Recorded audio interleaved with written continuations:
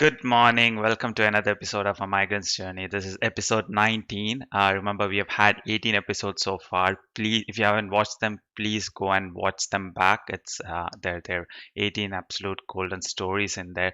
You can binge on this episode if you subscribe to my YouTube channel. Just go to my channel. There's a playlist, and you can just binge on all those episodes. So thank you for all of you who are joining today. I think we have quite a few viewers live on LinkedIn as well as on YouTube. So thank you for watching this live or watching this replay or however you're watching this. If you're watching this, please leave a comment or subscribe to my YouTube channel. The more noise you make, the more people listens to this, the more people get benefit out of this, and the more happier I am. So that's the agenda in the end. So please do leave a comment and make some noise. Today we have a special guest with us. Her name is Manjushri, and she's special because she is also working in the recruitment industry. So we get a perspective of what happens on both sides of the world. So let's get straight into her story.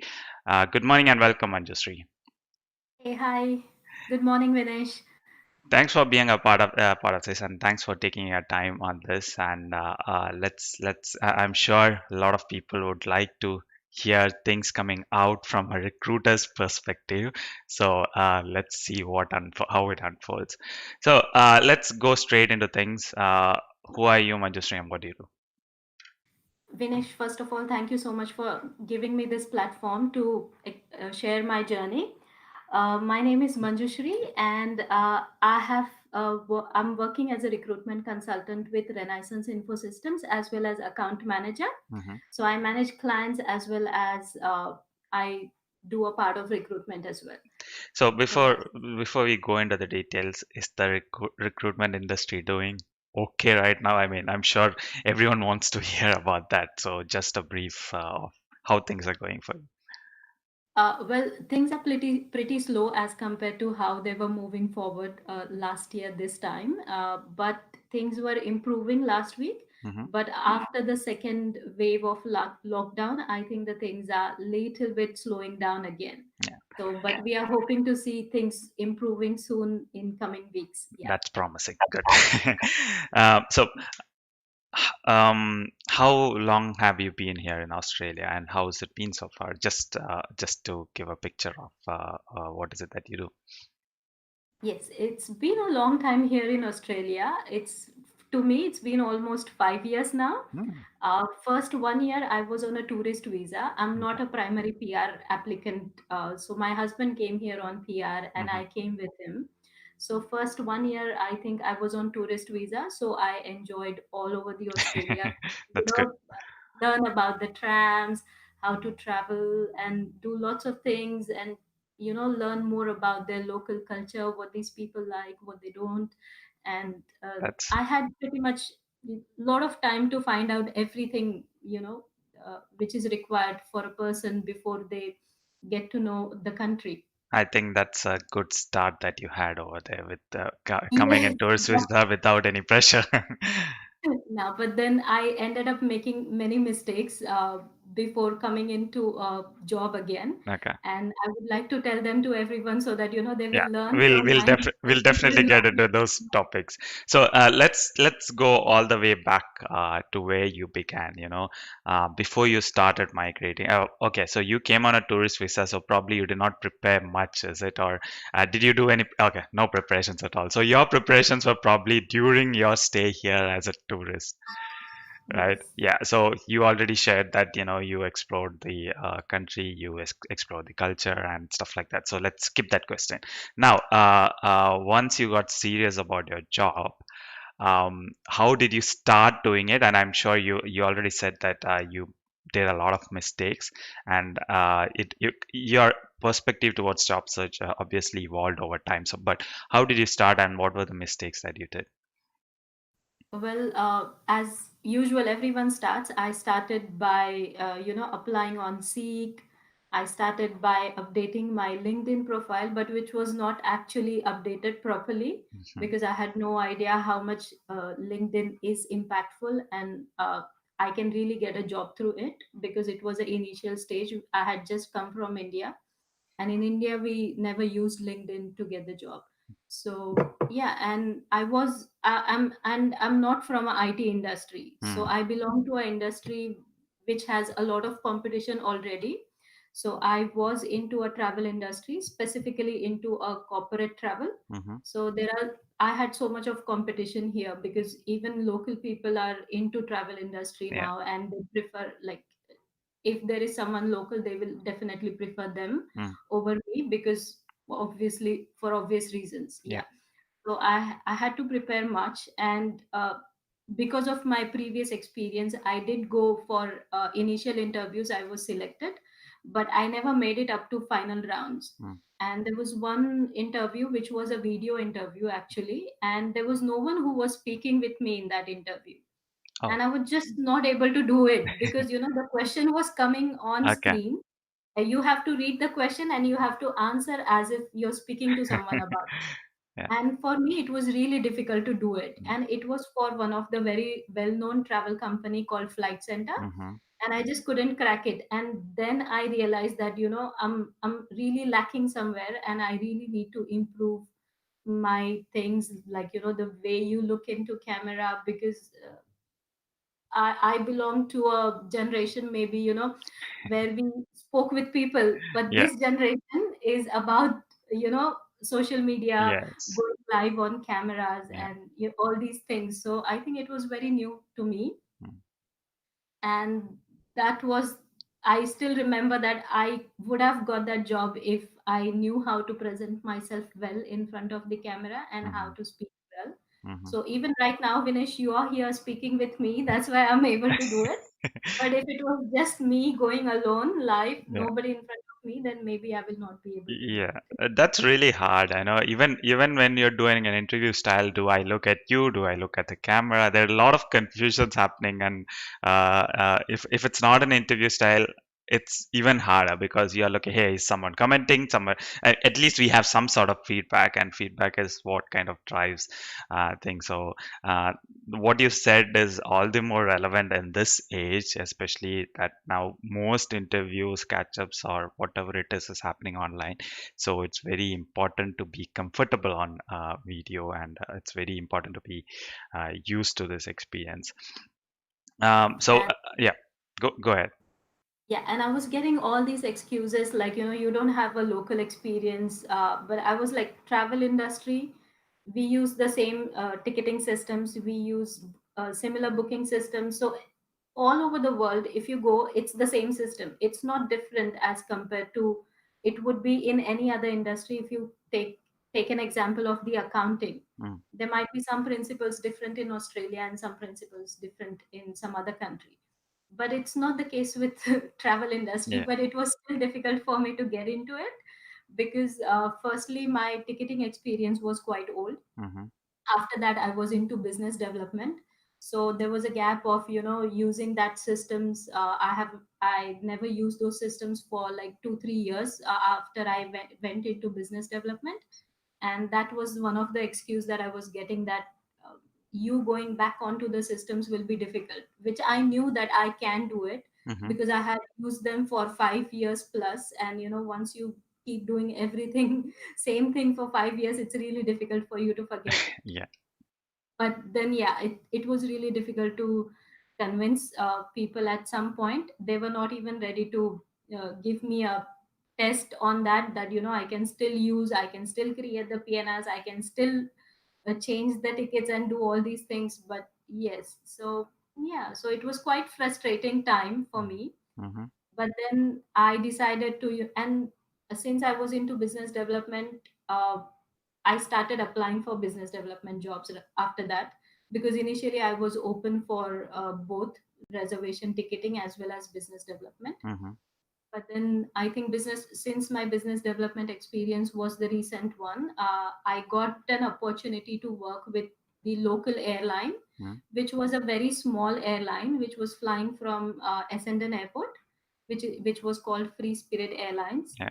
And they were trying to compete with the Rex Airlines at that time. And yeah, it was a really good opportunity because I traveled all over the Australia, most of the Australia. Mm-hmm. At that time, I used to look after the business development in Victoria, New South Wales, and Tasmania. Mm-hmm. So that gave me an opportunity to travel again and get into my industry.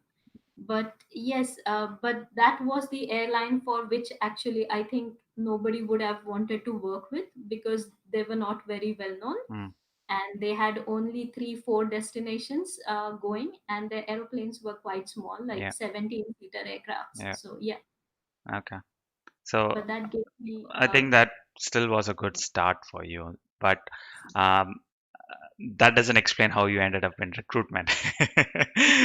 So that's a completely different industry compared to your experience or what you've done. So how did that transition happen? okay. So that initial thing, I think I managed to go through the interview and convince them that I'm the right person.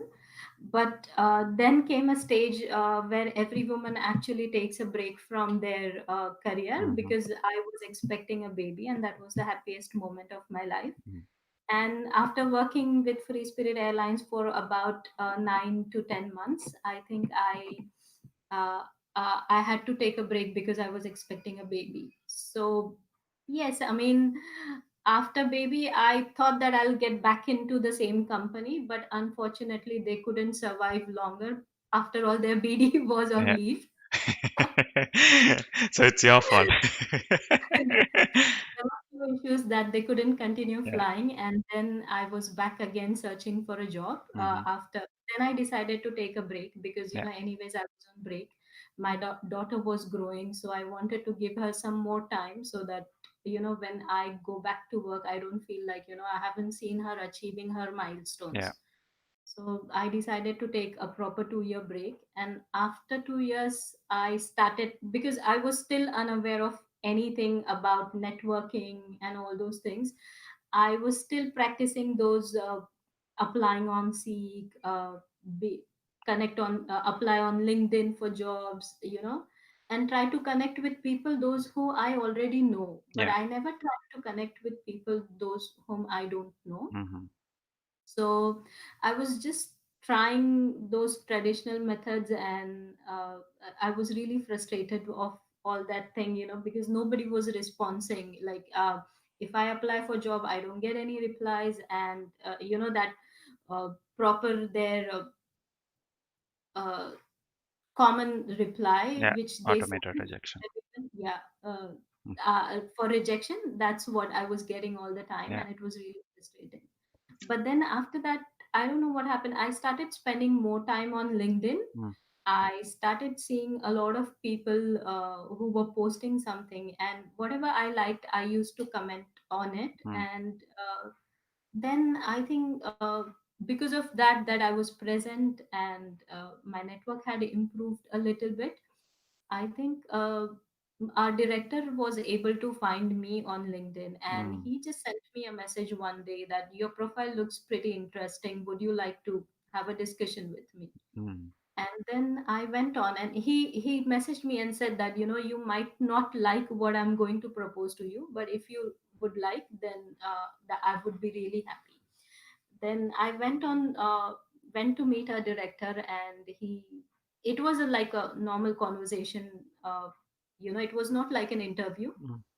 but he just had a discussion with me, and he said that your profile looks very promising. You have done a business development in Australia, and you've done a business development previously as well, and recruitment consultant job requires that experience, because you have to pick up phone, speak with a lot of people, uh, when you're managing account, when you're speaking with the candidates, when you're speaking with client, when you're trying to get more business for the company. Yeah. So I think that business development experience helped him to catch my profile Hmm. somehow. And yeah, so he, at that point of time, I never had it in my mind that I want to go ahead and pursue my career in recruitment industry. But when he proposed it to me that it's for a recruitment industry, and I will be doing a business development, account management, and uh, recruitment myself. So then initially I thought whether I'll be able to do it or not. So I took 2 3 days time to think about Hmm. think about it and reply to him on that. And then I was like, uh, yeah. And I thought that, this is an opportunity which has come to me, Yeah.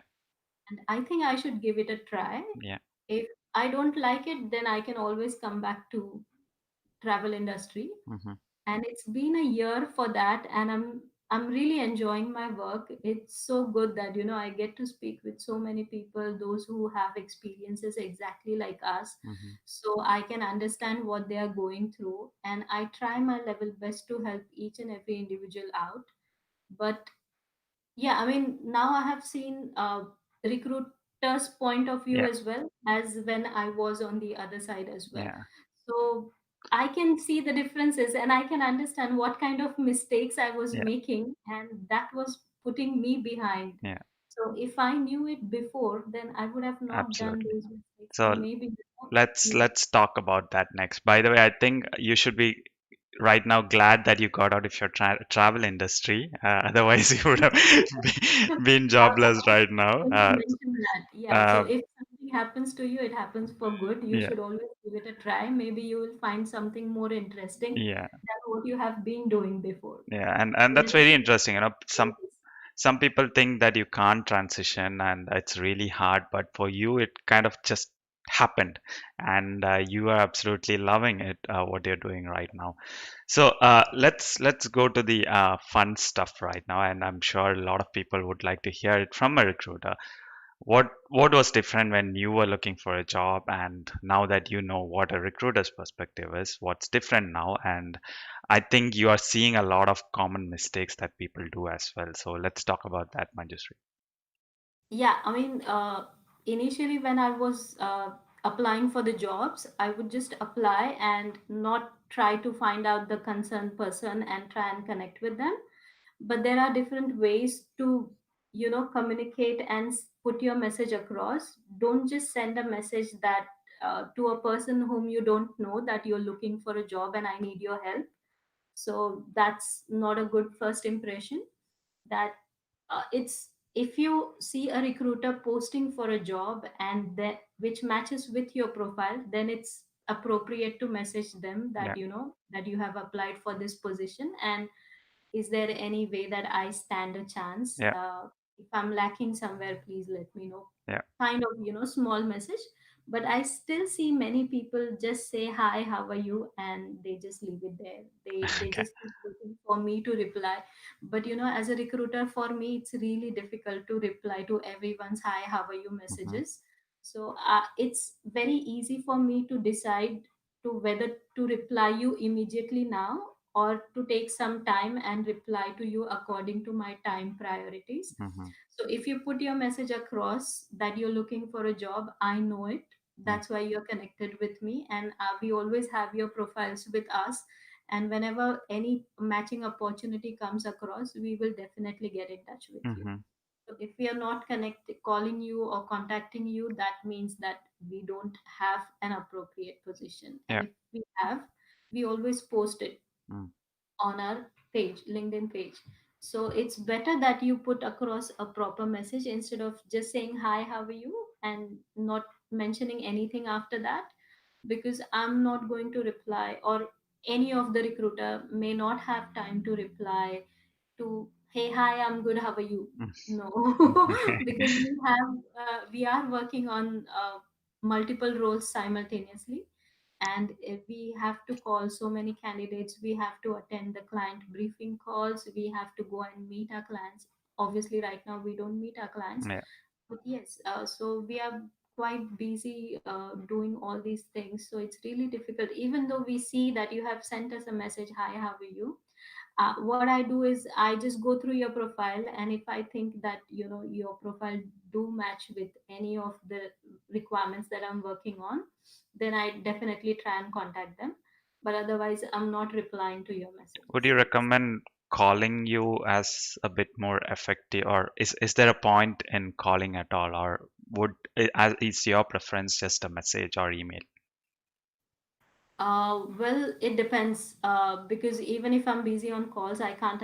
answer Yeah. your call, but calling definitely helps, Mm. because it has happened previously with me that I was working on a role and this girl called me, and her profile was actually perfectly matching with the requirement, Yeah. and it just went on immediately, and I was so lucky that that position was closed within 2 days. Oh, that's So nice. even she was very happy. So, and I was quite lucky as well that she called me herself, and we So took it forward. I think with calls, it's important to understand what you're going through. As in, are you in a busy meeting or are you between a lot of busy things, or do you have some time? I think that's key over there. I think we should just not take it personally if any of the recruiter is not able to reply to you. I Mm, used to do that before. When recruitment consultants never replied to me, I used to feel like, why they have, how come they don't have a time to reply to my messages? mhm, And I actually hesitated calling that time to recruiters, but I used to send them a message on LinkedIn, and no one used to reply to me as well. And now I know myself, being a recruiter, that I don't have a time to reply to a message unless and until I have uh, something that really matches with your profile. yeah. Any other mistakes that you see people doing right now in terms of interviews or in terms of approaching you? Yeah, in terms of approaching me, it's always better that when you send a connection request, you please send a message why you're sending me a connection request. So that makes it clear when I accept your connection request itself that you're looking for a job, that you don't have anything in your hand at the moment Hmm. and you're looking for a job, or you're looking for a change. Yeah. That will make it really easier for me to prioritize whom to connect before, because for me it's important that I connect with people, those who are looking for job at the moment, Hmm. and that's my priority. That's something which is my personal Yeah. priority, but it could be different to other recruiters as well. But Mm, I try and give an opportunity to those who are looking for job at the moment mhm, and doesn't have anything in their hand. And I think nowadays communication is really important part of any job. So even if you're applying for a technical job or you're into IT or anything, make sure that you're improving on your communications as well as your technicals, because the competition is going to increase from now on. mm, There are many people who will be jobless, and those who are already looking for job, it's going to be really difficult. mm. So only way to differentiate between the best candidate is going to be a communication as well, presentation as well as the technical qualities. Yeah. So if you are improving, gaining certifications in technology, try to have one of the personality course as well, Mm, which will help you how to present when you are doing your virtual interviews, which will groom you basically to present up to the Australian standards. yeah. Yeah. So that was a really interesting point because um, from what I see, migrants are usually technically superior, but they can't put that message across. They can't uh, have that. They don't have that right attitude to go in an interview and having a conversation, a strong conversation.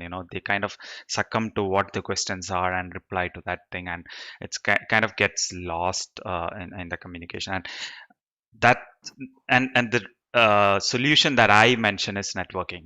Talk to people, talk to as many people as you can, not just people from your community, from big go diverse and talk to people from different communities so that you understand how is it that people talk, or you understand what the accents are, you understand what the Aussie jargons are, the short forms. That's very important if you miss.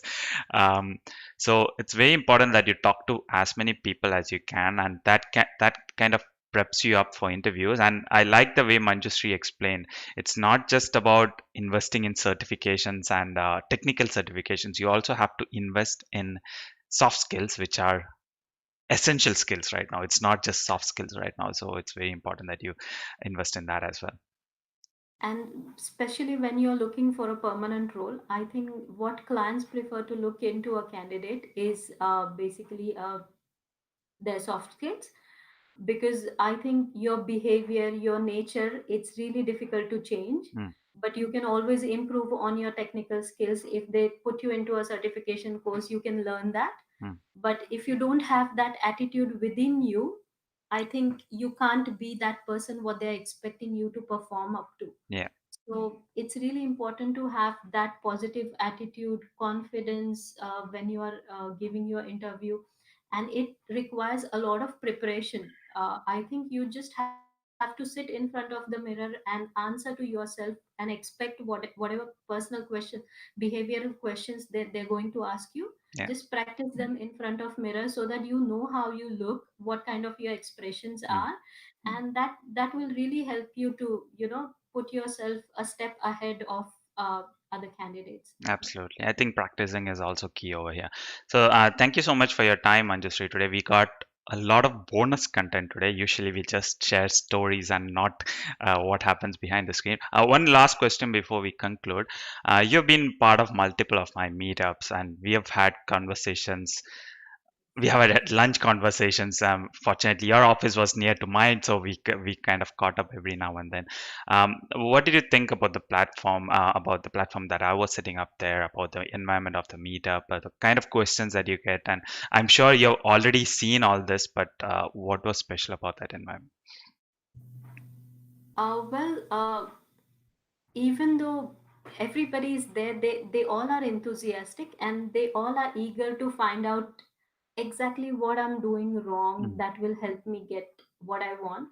But I just want to tell people that, be patient, don't get demotivated by those rejection emails. mm-hmm, The key here is to just keep applying to the to jobs and keep networking mm-hmm. so that you reach to that right person who will give you a break. Yeah. And until then, I think it's always, and your meetups have always been very interesting. I have learned a lot of things myself from your meetups. Mm. So I definitely recommend everyone who comes here, and if they need any guidance, I'll definitely recommend them to get in touch with you. Thank you. Thank you so much, Manjushri. And that's what Manjushri touched upon is key.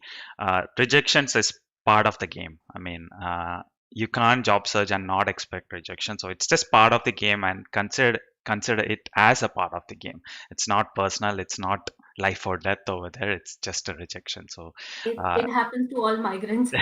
yeah, and So the way I see it, every rejection makes you stronger. So consider that as a feedback for you to be stronger.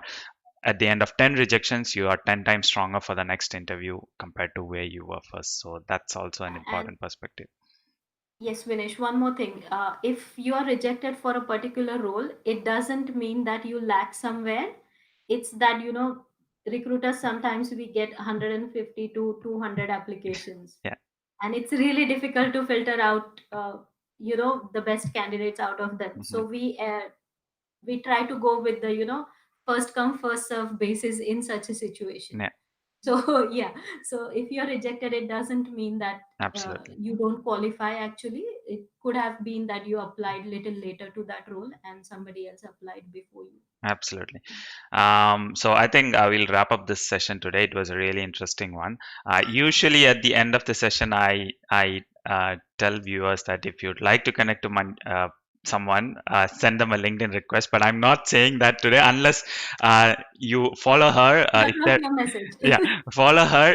If you see any roles that are relevant to her, please send her a message.